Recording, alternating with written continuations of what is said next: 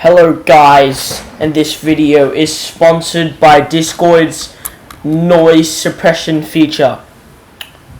It's actually not sponsored, don't bully me, but that's not the point. Today, I'll be showing you why noise suppression is probably the best thing ever to be made if your friends have to deal with this!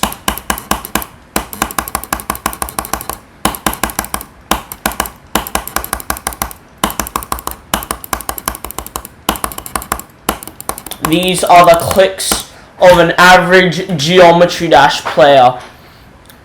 And these are also what my friends have to go through every single day. But as you can see, when I click the bar thingy, up here it goes.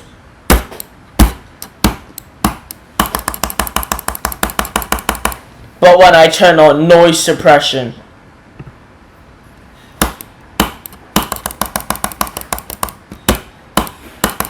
I swear these clicks are not edited in.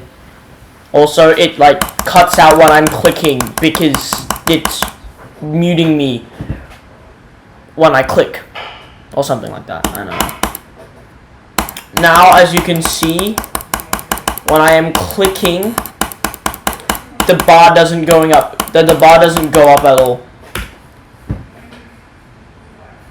Thank you